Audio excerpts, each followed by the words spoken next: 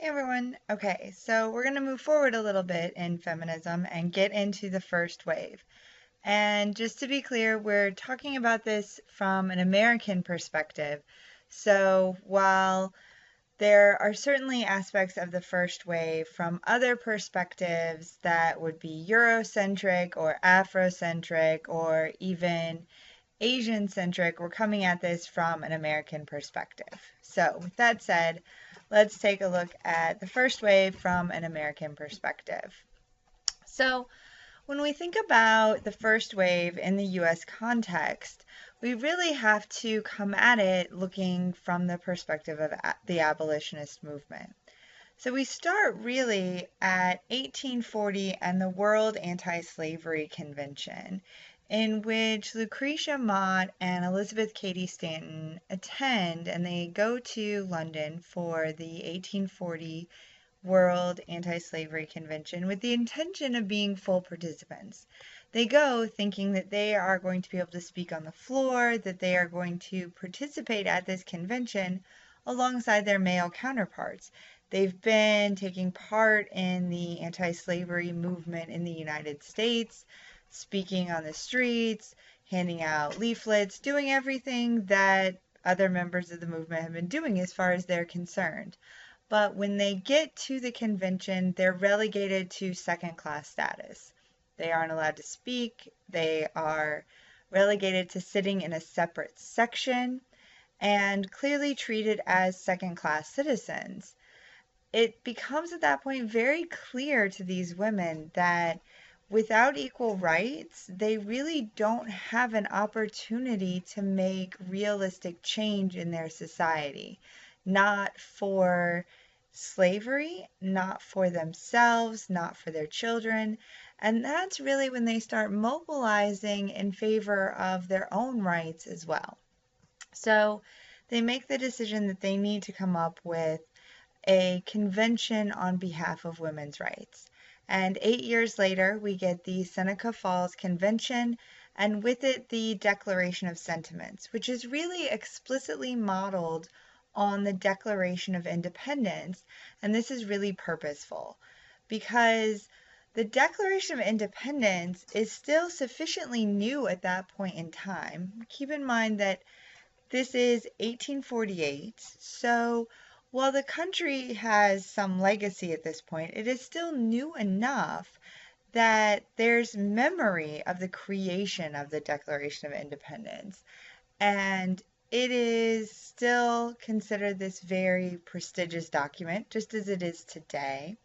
And so relying on that as a formula or as a model for the creation of the Declaration of Sentiments is really a way for these women to give it additional credence. So by linking women's rights to really the declaration of the founding of our country, they're trying to say, look, if this is the premise for the United States, this really should be inclusionary of women's rights.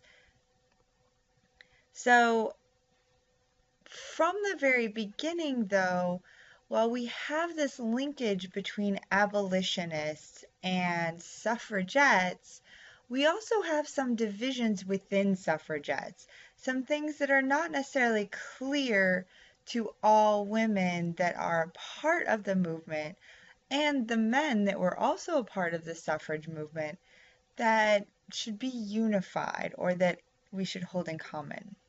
So one important cleavage was the inclusion and in some cases exclusion of women of color. So a lot of the national organizations that espoused abolitionist views were still led by white women or white men. And while they espoused abolitionist views, that did not necessarily mean that they were advocating for equality. They were advocating for an end to slavery. So women of color who were advocating for an end to slavery and for the right to vote did not necessarily always feel welcome in these other organizations. So we have the National Association of Colored Women that form, and really oscillate in their inclusion in the white movement organizations. We look at examples of this inclusion-exclusion when we look at documents produced by some of the other organizations. I'll come back to that in a minute. We also have some divisions along religious lines, and amongst the most contentious things in the Declaration of Sentiments were whether or not to include in that declaration statements regarding religion. Are Abrahamic religions inherently oppressive towards women?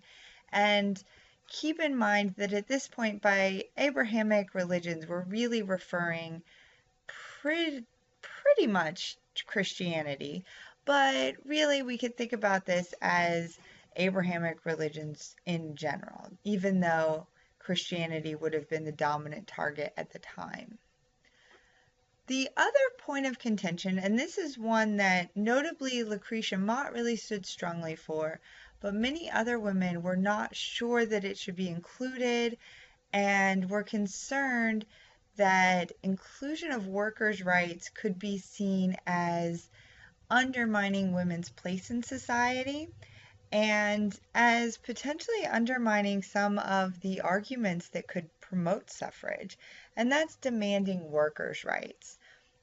So the women who were in favor of reinforcing this idea of the cult of domesticity, or what's alternatively referred to as the cult of true womanhood, really followed this notion that one could argue for suffrage based on the idea that women needed the right to vote in order to provide increased morality to the populace based on the ethic of care. Women's ethic of care, women's role in the home would actually improve the morality of the government.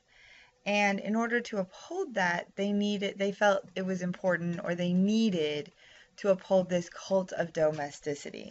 And so including workers' rights in something like the Declaration of Sentiments was problematic for these women.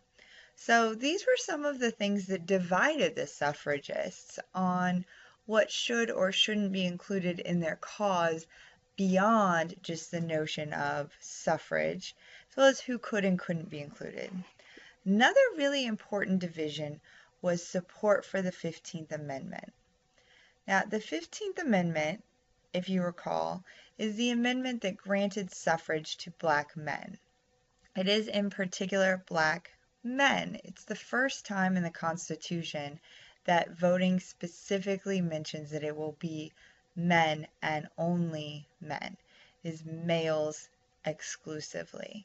And so whether or not to support the 15th Amendment was really contentious amongst those who supported suffrage. Keep in mind that the origins of the suffrage movement really come from abolition, so supporting African American rights was important to many of the suffragists, but whether or not supporting the 15th Amendment constituted taking a step back from their goal of suffrage, something that some of these women were not clear on in terms of their own stance. So this then manifests in terms of the suffrage organizations. So as I mentioned previously, we have the National Association of Colored Women, which were strong supporters of the municipal housekeeping movement.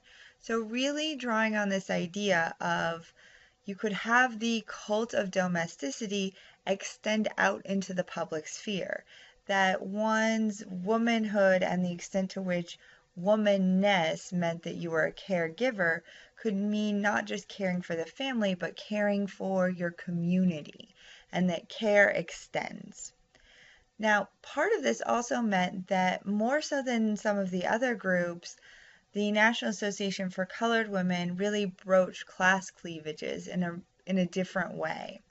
And this is in part a function of the way that it was naturally going to approach class cleavages differently by reaching out to a variety of women, from those who were working as domestics and those who were freed women who had moved up into middle class status in cities where freed women of color had that opportunity.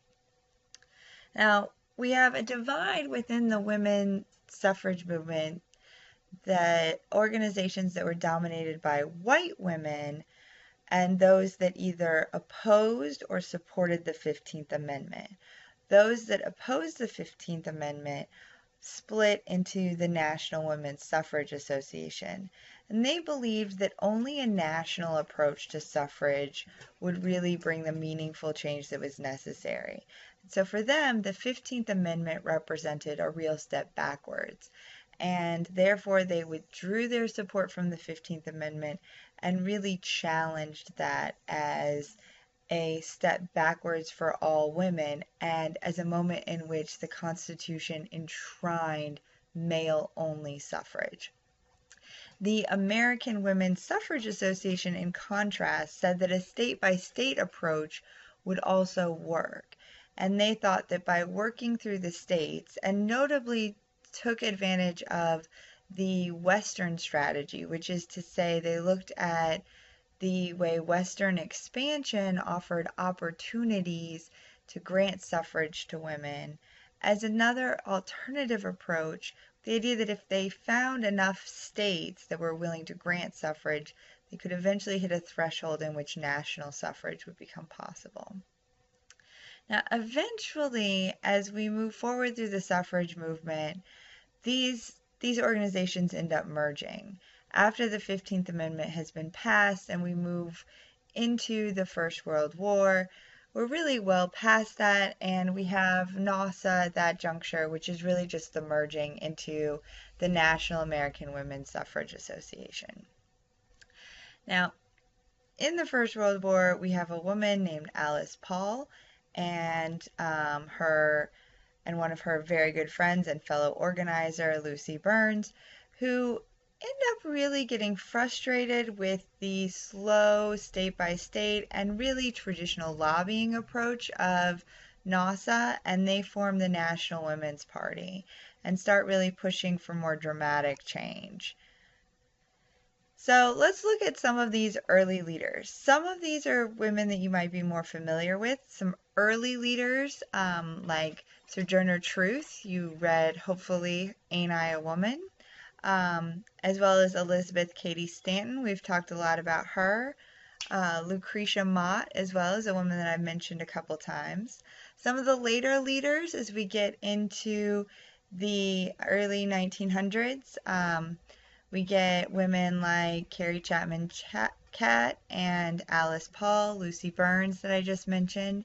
And then among one of the more important women of color who were strong leaders in the suffrage movement was Mary Terrell Church, who notably, in addition to suffrage, was an incredibly important leader in the women's education movement. And this was incredibly important because without an education, we would have lost a lot of the momentum towards gaining suffrage and improving women's suffrage in the South, where, remember, literacy tests were also still really common. So in 1920, we get the passage of the 19th Amendment, thanks in great deal to the National Women's Party and in particular to some of the extreme measures of Alice Paul and Lucy Burns and their protest efforts. So I'm going to stop there, and that's really where, in some ways, the first wave movement took a substantial pause, if not came to an end, in the United States. And when I come back next time for the next lecture, we'll get into between the waves and liberal feminism coming into the second wave.